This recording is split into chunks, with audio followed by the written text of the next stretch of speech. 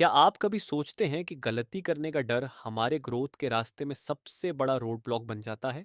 या कभी आपको लगता है कि हम अक्सर अपने बिलीव्स और ओपिनियंस को इतना स्ट्रांगली पकड़ कर रखते हैं कि न्यू आइडियाज के लिए जगह ही नहीं बचती? हेलो फ्रेंड्स, आपका स्वागत है आपके अपने चैनल बेटर लाइफ पर। एडम ग्रांट की किताब थिंक अगेन हमें यही सिखाती है कि अपने पुराने सोचने के तरीके को रीथिंक करना क्यों जरूरी है। ये सिर्फ नॉलेज बढ़ाने की बात नहीं है, बल्कि उन सोचों को अनलर्न करने की भी बात है जो हमें आगे बढ़ने से रोकती हैं। ये किताब हमें सिखाती है कि इंटेलेक्चुअल ह्यूमिलिटी, यानी ये मानना कि हम सब कुछ नहीं जानते, एक बहुत बड़ी ताकत है। और सबसे ज़रूरी बात, गलत साबित होना हमारी कमज़ोरी नहीं बल्कि हमारी सबसे बड़ी स्ट्रेंथ हो सकती है। तो आइए इस किताब के जरिए जानते हैं कि हम अपनी सोच को कैसे इवॉल्व कर सकते हैं, अपनी गलतियों से कैसे सीख सकते हैं और खुद को और दूसरों को ओपन माइंडेड बनने के लिए इंस्पायर कर सकते हैं। Chapter 1, a preacher, a prosecutor, a politician and a scientist, thinking like a scientist. हम सभी अपनी सोच और विश्वासों को डिफेंड करने के लिए अलग अलग रोल्स अपनाते हैं। कभी हम प्रीचर बन जाते हैं, अपने आइडियाज को सही साबित करने के लिए प्रीच करते हैं। प्रोसिक्यूटर बनकर दूसरों की सोच को गलत साबित करने में लग जाते हैं। और कभी पॉलिटिशियन बनकर सिर्फ दूसरों की अप्रूवल पाने के लिए अपनी बातों को एडजस्ट करते रहते हैं। लेकिन एडम ग्रांट हमें बताते हैं कि ये तीनों रोल्स हमारी सोच को रिजिड बना सकते हैं। हमें साइंटिस्ट की तरह सोचना सीखना होगा, जहां क्यूरियोसिटी, एक्सपेरिमेंटेशन और एविडेंस बेस्ड डिसीजन मेकिंग सबसे ऊपर हो। साइंटिस्ट माइंडसेट में हम अपने बिलीफ्स को सिर्फ थ्योरीज की तरह ट्रीट करते हैं। अगर कोई एविडेंस हमारी सोच को गलत साबित करता है, तो हम उसे अपडेट करने के लिए तैयार रहते हैं। ग्रांट एक इंटरेस्टिंग एग्जाम्पल देते हैं ब्लैकबेरी के क्रिएटर्स का। उन्होंने माना कि उनका प्रोडक्ट मार्केट में सबसे बेस्ट है और लोगों को उनकी सोच पर अग्री करना चाहिए। लेकिन जब कंपटीशन बढ़ा और मार्केट प्रेफरेंसेस बदली, तो वो अपनी सोच को अडेप्ट नहीं कर पाए। नतीजा ये हुआ कि ब्लैकबेरी, जो कभी मोबाइल फोन्स का लीडर था, मार्केट से लगभग गायब हो गया। ग्रांट का ये कहना है कि हमें अपनी सोच को फ्लेक्सिबल रखना होगा और अपनी बिलीफ्स को चैलेंज करना सीखना होगा। ये समझना जरूरी है कि बीइंग रॉन्ग कोई हार नहीं है, बल्कि सीखने का एक मौका है। अगर हम साइंटिस्ट माइंडसेट अपनाते हैं, तो हम खुद को ग्रोथ और अडेप्टेबिलिटी के लिए तैयार कर सकते हैं। Chapter 2, the armchair quarterback and the impostor, finding the sweet spot of confidence. क्या आपने कभी ऐसा महसूस किया है कि आप किसी काम में बहुत अच्छे हैं, लेकिन फिर भी आपको ये डर रहता है कि लोग आपको इनकॉम्पिटेंट समझ सकते हैं? या फिर इसके उलट, क्या कभी आपने इतना ओवर कॉन्फिडेंट फील किया है कि आपको लगा कि आप हमेशा सही हैं? एडम ग्रांट हमें इस चैप्टर में बताते हैं कि कॉन्फिडेंस का सही बैलेंस क्यों ज़रूरी है। दो एक्सट्रीम हैं। एक तरफ है ओवर कॉन्फिडेंस, जहां हम अपनी एबिलिटीज़ को ज़रूरत से ज़्यादा मान लेते हैं और खुद को गलत साबित होने का कोई चांस नहीं देते। और दूसरी तरफ है इम्पोस्टर सिंड्रोम, जहां हमें लगता है कि हम किसी चीज़ के काबिल नहीं हैं, चाहे हमारी अचीवमेंट्स कुछ भी कहें भी। ग्रांट कहते हैं कि हमें इन दोनों एक्सट्रीम्स के बीच का स्वीट स्पॉट ढूंढना चाहिए। इसे कॉन्फिडेंट ह्यूमिलिटी कहा जा सकता है, यानी ये मानना कि मुझे अपनी एबिलिटीज पर भरोसा है, लेकिन मुझे सब कुछ नहीं पता और मैं गलत हो सकता हूँ। इस चैप्टर में ग्रांट ने माउंट सेंट हेलेंस के बारे में बताया है। हेलेंस ज्वालामुखी का एग्जाम्पल दिया है। 1980 में साइंटिस्ट्स को वॉल्केनो के इरप्शन के साइंस दिख रहे थे, लेकिन वो ओवर कॉन्फिडेंट थे कि उनकी प्रेडिक्शंस सही थीं। उन्होंने मान लिया कि इरप्शन इतना बड़ा नहीं होगा, लेकिन जब इरप्शन हुआ तो उसने बहुत बड़े स्तर पर तबाही मचाई। ये एग्जाम्पल हमें दिखाता है कि ओवर कॉन्फिडेंस कैसे हमें नुकसान पहुंचा सकता है। दूसरी तरफ, जब हम इम्पोस्टर सिंड्रोम से जूझते हैं, तो हम खुद पर भरोसा ही नहीं कर पाते। लेकिन ग्रांट कहते हैं कि कभी कभी थोड़ी सी सेल्फ डाउट हेल्थी होती है। ये हमें अपनी नॉलेज को एक्सपैंड करने के लिए मोटिवेट करती है। इस चैप्टर का मेन पॉइंट ये है, हमें अपने बिलीव्स और एबिलिटीज को बैलेंस करना सीखना होगा। ना तो इतना ओवर कॉन्फिडेंट होना चाहिए कि हम अपनी गलतियां ना देखें, और ना ही इतना डाउटफुल कि हम एक्शन ही ना लें। Chapter 3, the Joy of being wrong. क्या आपसे कभी ऐसा हुआ है कि कोई आपको यह साबित कर दे कि आप गलत थे, और आपको यह सुनकर बुरा लग जाए? ऐसा होना बहुत कॉमन है, क्योंकि हम सभी अपनी बिलीफ्स को अपनी आइडेंटिटी का हिस्सा मानने लगते हैं। लेकिन एडम ग्रांट इस चैप्टर में एक नया पर्सपेक्टिव देते हैं, गलत साबित होने का जॉय महसूस करना। ग्रांट बताते हैं कि जब हम गलत होते हैं तो वो हमारी वीकनेस नहीं बल्कि हमारी लर्निंग और ग्रोथ का मौका होता है। अगर हम ये समझ लें कि गलत होना किसी फेलियर का सिंबल नहीं बल्कि प्रोग्रेस का स्टेप है, तो हमारी सोच पूरी तरह बदल सकती है। इस चैप्टर में उन्होंने एक इंटरेस्टिंग कहानी सुनाई। जूलिया गलेफ, जो एक रैशनैलिटी एक्सपर्ट हैं, उन्होंने स्काउट माइंडसेट का कंसेप्ट इंट्रोड्यूस किया। इसका मतलब है सिचुएशंस को जज करने के बजाय एक्सप्लोर करना। जब हम किसी आर्गुमेंट में गलत साबित होते हैं तो हमें ऐसा सोचना चाहिए कि वाह, अब मुझे सच का पता चल गया। ये माइंडसेट हमें क्यूरियोसिटी और लर्निंग की तरफ ले जाता है। ग्रांट ये भी कहते हैं कि हम में से कई लोग अपने ओपिनियंस को इतनी स्ट्रांगली पकड़ कर रखते हैं कि उन्हें बदलना ईगो का सवाल बन जाता है। लेकिन क्या होगा अगर हम अपने बिलीफ्स को आइडेंटिटी से अलग कर दें? इसका मतलब है कि हमें अपनी सोच को हमेशा फ्लेक्सिबल रखना होगा और ईगो को रास्ते से हटाना होगा। एक और एग्जाम्पल उन्होंने दिया, एक एंटरप्रेन्योर का, जो अपने प्रोडक्ट को मार्केट में लॉन्च करने से पहले ही कई बार फेल हुआ। लेकिन हर बार उसने अपनी गलतियों से सीखने की कोशिश की और अपनी अप्रोच बदली। आखिरकार उसकी ओपननेस टू बीइंग रॉन्ग ही उसकी सक्सेस की वजह बनी। इस चैप्टर का कोर आइडिया ये है कि गलत होना हमारी सोच को रिफाइन करने का मौका है। अगर हम गलतियों से भागने के बजाय उन्हें एम्ब्रेस करना सीख लें तो हमारी ग्रोथ लिमिटलेस हो सकती है। तो अब जब भी आपको लगे कि आप गलत साबित हो रहे हैं, उसे फ्रस्ट्रेशन नहीं बल्कि क्यूरियोसिटी के साथ एक्सेप्ट करें। यह आपकी सबसे बड़ी स्ट्रेंथ बन सकती है। Chapter 4, the good fight club, the psychology of constructive conflict.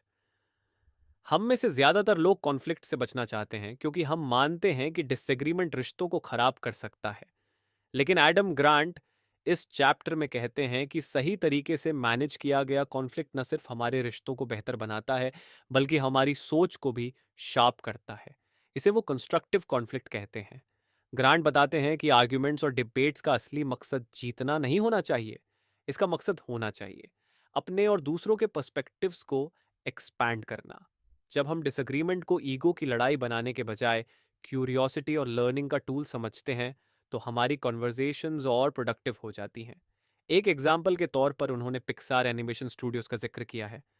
Pixar में एक कल्चर है जिसे वो ब्रेन ट्रस्ट कहते हैं।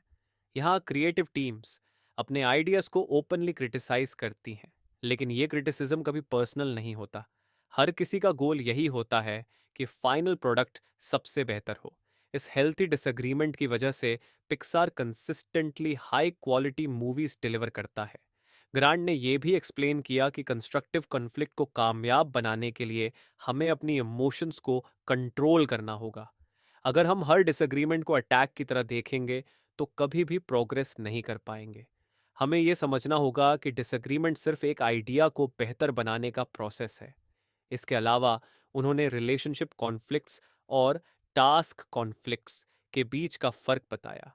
रिलेशनशिप कॉन्फ्लिक्ट्स यानी जब चीज़ें पर्सनल हो जाती हैं, ये हमारे बॉन्ड्स को कमज़ोर कर सकती हैं। लेकिन टास्क कॉन्फ्लिक्ट्स जो आइडियाज़ और सॉल्यूशंस पर फोकस करते हैं, इनोवेशन को बढ़ावा देते हैं। इस चैप्टर का की टेकअवे की ये है कि डिसएग्रीमेंट से डरने की ज़रूरत नहीं है, बल्कि हमें उसे एम्ब्रेस करना चाहिए, लेकिन सही एटीट्यूड के साथ। जब हम अपनी सोच को ओपन रखते हैं और दूसरों के पर्सपेक्टिव्स को समझने की कोशिश करते हैं, तो हम न सिर्फ बेहतर डिसीजंस लेते हैं, बल्कि खुद भी ग्रो करते हैं। तो अगली बार जब आप किसी डिबेट या डिसएग्रीमेंट में हो, तो उसे ईगो की लड़ाई बनाने के बजाय एक लर्निंग अपॉर्चुनिटी के तौर पर देखें। यही वो माइंडसेट है जो आपको आगे बढ़ने में मदद करेगा। Chapter 5, dances with force, how to win debates and influence people. किसी डिबेट या डिस्कशन में अक्सर हमारा फोकस यही होता है कि हम सामने वाले को कैसे गलत साबित करें। लेकिन एडम ग्रांट इस चैप्टर में हमें सिखाते हैं कि अगर आप किसी का माइंड चेंज करना चाहते हैं तो आपको अपने तरीके बदलने होंगे। डिसएग्रीमेंट को जीतने की लड़ाई बनाने के बजाय इसे एक डांस की तरह देखना चाहिए, जहां दोनों पक्ष अपनी जगह से हिलने को तैयार हों। ग्रांट कहते हैं कि अगर आप किसी के बिलीव्स को चैलेंज करना चाहते हैं तो सबसे पहले आपको उनकी सोच को समझने की कोशिश करनी होगी। वो सजेस्ट करते हैं कि हमें कॉमन ग्राउंड खोजने से शुरुआत करनी चाहिए। जब लोग महसूस करते हैं कि आप उनकी बातों को सुन और समझ रहे हैं, तो वो डिफेंसिव होने के बजाय ओपन माइंडेड हो जाते हैं। इस चैप्टर में उन्होंने एक बहुत इंटरेस्टिंग टेक्निक के बारे में बात की, मोटिवेशनल इंटरव्यूइंग। इसका मतलब है कि सामने वाले से ऐसे सवाल पूछना जो उन्हें अपनी सोच पर दोबारा विचार करने पर मजबूर करे। उदाहरण के तौर पर, अगर कोई स्मोकिंग छोड़ना नहीं चाहता, तो इंस्टेड ऑफ कहने कि आप गलत कर रहे हो, उनसे पूछिए, आपको क्या लगता है कि इससे आपकी हेल्थ पर क्या असर पड़ेगा? जब लोग खुद से सोचने लगते हैं, तो वो अपने डिसीजंस को रीथिंक करने के लिए तैयार हो जाते हैं। ग्रांट ने एक और ज़रूरी बात पर जोर दिया, कभी भी आर्गुमेंट में फैक्ट्स और फिगर्स से शुरुआत मत करें। इसकी वजह यह है कि जब लोग इमोशनली इन्वेस्टेड होते हैं, तो लॉजिकल आर्गुमेंट्स अक्सर काम नहीं करते। इसके बजाय स्टोरीज और रिलेटेबल एग्जाम्पल्स ज़्यादा असर डालते हैं। एक और पावरफुल कॉन्सेप्ट इस चैप्टर में है, रिकग्नाइजिंग योर ओपोनेंट्स स्ट्रेंथ्स। जब आप सामने वाले के पर्सपेक्टिव्स को एक्नॉलेज करते हैं, तो उनकी रेजिस्टेंस कम हो जाती है। ऐसा नहीं लगता कि आप उन्हें हरा रहे हैं, बल्कि ऐसा लगता है कि आप उनके साथ काम कर रहे हैं। ग्रांट ने इस चैप्टर को एक ब्रिलियंट एग्जाम्पल से कंक्लूड किया। एक एक्टिविस्ट ने लोगों के सोचने का तरीका बदलने के लिए फैक्ट्स के बजाय एम्पैथी और अंडरस्टैंडिंग का इस्तेमाल किया। उन्होंने सिर्फ अपनी बात कहने के बजाय दूसरों की बात को सुना और उन्हें रिफ्लेक्ट करने के लिए इनकरेज किया। इसका रिजल्ट ये हुआ कि वो कई लोगों का माइंड चेंज करने में सफल रहे। इस चैप्टर का लेसन साफ है, अगर आप किसी डिबेट में जीतना चाहते हैं, तो सामने वाले को नीचा दिखाने के बजाय उनकी बातों को समझने और उनसे जुड़ने की कोशिश करें। ये सिर्फ डिस्कशंस को मीनिंगफुल नहीं बनाता, बल्कि रिलेशनशिप्स को भी स्ट्रॉन्ग करता है। Chapter 6, bad blood on the diamond, diminishing prejudice by reducing hate. Chapter 6, of think, again हमें प्रोडक्टिव डिसएग्रीमेंट के इंपॉर्टेंस को समझाने पर फोकस करता है। अक्सर जब हम किसी से डिसएग्रीमेंट करते हैं, तो हमारा गोल ये होता है कि हम सामने वाले को प्रूव करते हैं कि हम सही हैं और वो गलत। लेकिन एडम ग्रांट कहते हैं कि डिसएग्रीमेंट को एक डिबेट की तरह देखना चाहिए, न कि एक लड़ाई की तरह। ग्रांट बताते हैं कि डिसएग्रीमेंट का अल्टीमेट गोल जीतना नहीं होना चाहिए, बल्कि सीखना होना चाहिए। जब हम दूसरों की बात ओपन माइंडेड होकर सुनते हैं, तो हमारे पास नए पर्सपेक्टिव्स को अडॉप्ट करने का मौका होता है। वो इस कॉन्सेप्ट को the Joy of being wrong कहते हैं। इसका मतलब है कि जब हम अपनी गलतियों को एक्सेप्ट करते हैं, तो हम और ज़्यादा ग्रो करते हैं। एक इंटरेस्टिंग एग्जाम्पल उन्होंने दिया है नेगोशिएटर्स का, जो विन विन आउटकम्स अचीव करते हैं। वो लोग अपनी बात को मजबूती से रखते हैं, लेकिन दूसरों के पर्सपेक्टिव्स को भी इक्वली रिस्पेक्ट करते हैं। एडम बताते हैं कि इफेक्टिव कम्युनिकेशन के लिए एक्टिव लिसनिंग और क्यूरियोसिटी बहुत ज़रूरी है। जब हम जेन्युइनली ये समझने की कोशिश करते हैं कि दूसरा इंसान क्या सोच रहा है और क्यों सोच रहा है, तभी हम मीनिंगफुल कॉन्वर्जेशंस कर सकते हैं। चैप्टर में यह भी हाईलाइट किया गया है कि कैसे हम अपने ईगो को पीछे छोड़कर डिसएग्रीमेंट को कंस्ट्रक्टिव बना सकते हैं। इसके लिए हमें यह समझना होगा कि डिसएग्रीमेंट कोई पर्सनल अटैक नहीं है, बल्कि ये एक अपॉर्चुनिटी है ग्रो करने की। Chapter 7, scout mindset, how to overcome confirmation bias. Chapter 7 में थिंक अगेन हमें सिखाता है कि कैसे इमोशनल इंटेलिजेंस और क्रिटिकल थिंकिंग को बैलेंस करके बेहतर डिसीजंस लिए जा सकते हैं। एडम ग्रांट इस चैप्टर में बताते हैं कि डिसीजन मेकिंग सिर्फ फैक्ट्स और लॉजिक पर बेस्ड नहीं होना चाहिए, बल्कि इमोशंस और वैल्यूज का भी इसमें इंपॉर्टेंट रोल होता है। ग्रांट समझाते हैं कि कई बार हम डिसीजंस लेते समय ओवर कॉन्फिडेंट हो जाते हैं और अपनी बिलीव्स को री एग्जामिन नहीं करते। इसका नतीजा ये होता है कि हम अपने ही बनाए कंफर्ट जोन में फंसे रहते हैं। लेकिन अगर हम अपनी इमोशंस को सही तरीके से चैनलाइज करें और अपनी थिंकिंग को फ्लेक्सिबल रखें, तो हम स्मार्टर डिसीजंस ले सकते हैं। उन्होंने एक कॉन्सेप्ट इंट्रोड्यूस किया है, जिसे वो कॉग्निटिव ह्यूमिलिटी कहते हैं। इसका मतलब है कि हमें ये समझने की ज़रूरत है कि हम हर चीज़ नहीं जानते और हमारी नॉलेज हमेशा लिमिटेड होती है। जब हम अपने ईगो को कंट्रोल करते हैं और ओपन माइंडेड होकर सोचते हैं, तो हम अपने बायसेस को बेटर तरीके से हैंडल कर सकते हैं। इस चैप्टर में एडम ने यह भी बताया कि ग्रुप डिसीजन मेकिंग में डाइवर्सिटी ऑफ थॉट कितनी ज़रूरी है। अगर टीम में अलग-अलग बैकग्राउंड्स और पर्सपेक्टिव्स के लोग हों, तो चांसेस हैं कि डिसीजंस ज़्यादा इनोवेटिव और इम्पैक्टफुल होंगे। लेकिन इसके लिए ज़रूरी है कि हर व्यक्ति की आवाज़ को सुना जाए और ईगो क्लैशेस को अवॉइड किया जाए। आखिर में, ग्रांट हमें याद दिलाते हैं कि डिसीजन मेकिंग एक प्रोसेस है। हमें आउटकम पर फिक्स होने की बजाय प्रोसेस को रिफाइन करने पर फोकस करना चाहिए। जितना ज्यादा हम अपनी डिसीजंस पर रीथिंक करेंगे, उतना ही हम सीखेंगे और ग्रो करेंगे। Chapter 8, rethinking in school, creating learning organisations. Imagine कीजिए, जब आप किसी से डिबेट कर रहे हो और सामने वाला आपका पॉइंट एक्सेप्ट कर ले, कैसा फील होता है? चैप्टर 8 में एडम ग्रांट हमें यही सिखाते हैं कि कैसे अपनी थिंकिंग को फ्लेक्सिबल बनाकर दूसरों को इंस्पायर किया जाए। ये चैप्टर बताता है कि रिजिडिटी को छोड़कर अडेप्टेबिलिटी को अपनाना क्यों ज़रूरी है। ग्रांट एक्सप्लेन करते हैं कि अक्सर हम अपने बिलीव्स को इतना टाइटली पकड़ कर रखते हैं कि हमें लगता है अगर हमने अपनी सोच बदल ली तो हमारी आइडेंटिटी कमज़ोर हो जाएगी। लेकिन सच ये है कि अडेप्टेबिलिटी हमारे मेंटल स्ट्रेंथ को बढ़ाती है। इसे उन्होंने साइंटिस्ट माइंडसेट कहा है। साइंटिस्ट माइंडसेट का मतलब है कि हम हर चीज़ को क्यूरियोसिटी के साथ एक्सप्लोर करें और अपने अजम्पशंस को टेस्ट करने के लिए तैयार रहें। इस चैप्टर में एडम ने रियल लाइफ एग्जाम्पल्स के जरिए समझाया कि कैसे कुछ लोगों ने अपनी बिलीफ्स रिफ्रेम करके बड़ी सक्सेस हासिल की।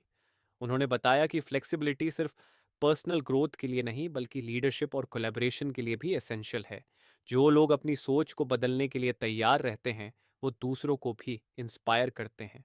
चैप्टर का एक की टेकअवे ये है कि अडेप्टेबिलिटी सिर्फ अनसर्टेनिटी को हैंडल करने का टूल नहीं है, बल्कि ये क्रिएटिविटी और इनोवेशन को अनलॉक करने का तरीका भी है। जब हम अपनी सोच को ओपन रखते हैं, तो हम उन आइडियाज़ को एक्सप्लोर कर पाते हैं जो पहले हमें इम्पॉसिबल लगते थे। इसलिए अगली बार जब आप किसी मुश्किल डिसीजन या चैलेंज का सामना करें, तो खुद से पूछें, अगर मैं साइंटिस्ट माइंडसेट के साथ सोचूं, तो क्या नया देख सकता हूं? यही फ्लेक्सिबिलिटी आपकी सबसे बड़ी ताकत बन सकती है। Chapter 9, escaping tunnel vision. Chapter 9 में थिंक अगेन हमें टनल विजन से बाहर निकलने की इंपॉर्टेंस को समझाता है।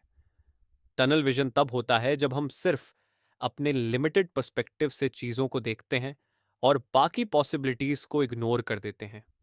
एडम ग्रांट बताते हैं कि ये माइंडसेट ना सिर्फ हमारी पर्सनल ग्रोथ को रोकता है, बल्कि हमारे डिसीजंस और रिलेशनशिप्स को भी नेगेटिवली इम्पैक्ट करता है।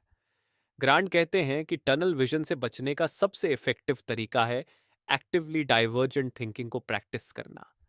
डाइवर्जेंट थिंकिंग का मतलब है कि किसी भी प्रॉब्लम को मल्टीपल एंगल्स से देखना और नए नए सॉल्यूशंस को एक्सप्लोर करना।